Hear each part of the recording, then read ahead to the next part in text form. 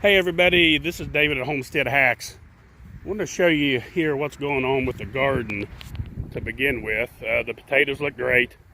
We've had two really heavy frosts and a couple other mornings that was right at frost level and maybe just light frost over the last week. It's now warming up.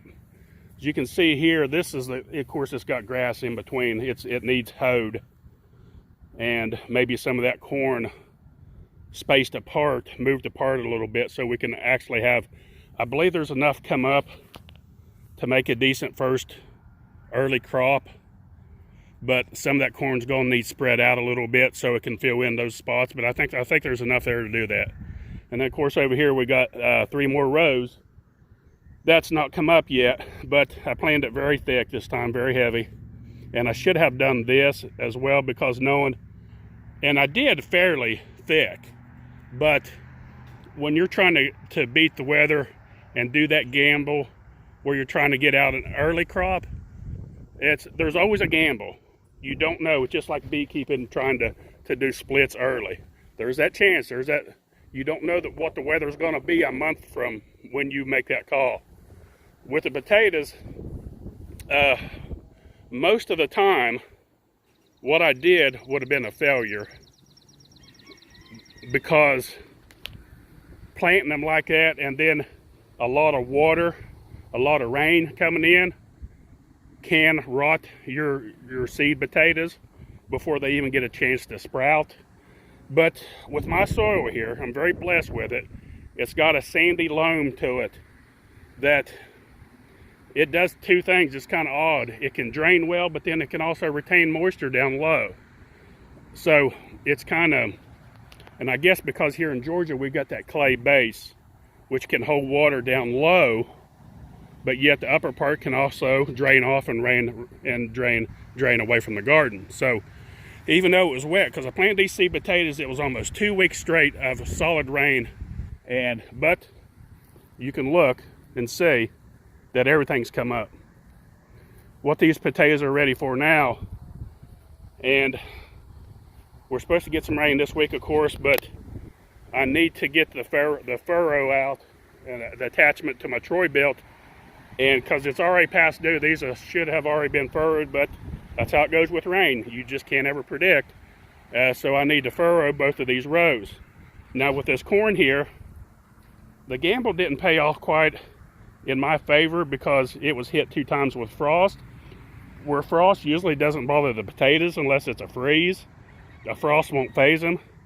The corn got hit. Did it kill it? No. But it definitely will slow it down. And that's the gamble that you do every year when you plant your crops. And it's the same way with, like, say, tomato plants. Some people will gamble and they'll try to get the tomatoes, like your really warm weather crops, like your tomatoes and all your viney vegetables like squash, cucumber, zucchini, cantaloupe, watermelon.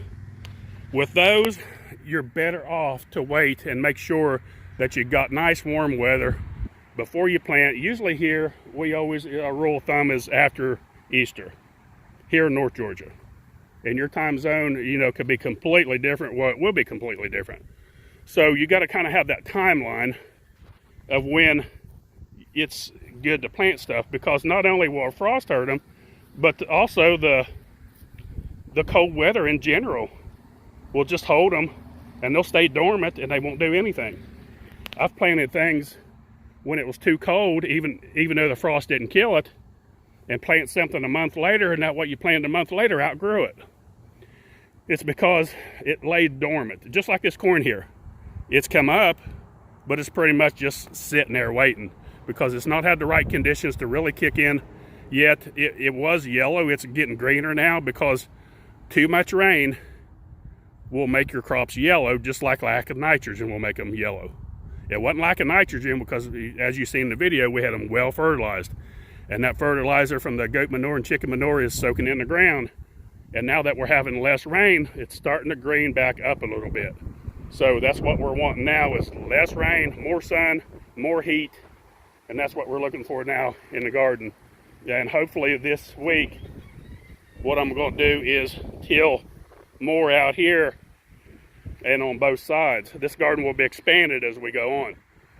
It's not been growed a garden here for about 3 or 4 years, which helps because nitrogen builds up in the soil, even from the air.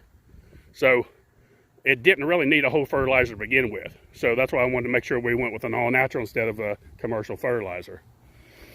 And one more thing I want to show you over here is my comfrey plants. As you can see, I have a comfrey plant growing here by my air condition. Of course, I got to see my trap sitting there because I had a varmint trying to get under my air condition, so I set a trap there. Never did catch anything. The door's closed on it now. But anyway, this air condition, this if you have it, of course most people got outside air condition, but where you have the drain that comes out, these comfrey plants love moisture. They love rain. They love a lot of moisture in the ground. This thing does excellent right here. Keep it on the side away from your coils, but grow it on this side like we got, and this thing does excellent right here. In any rich, wet soil, these comfrey plants do very good.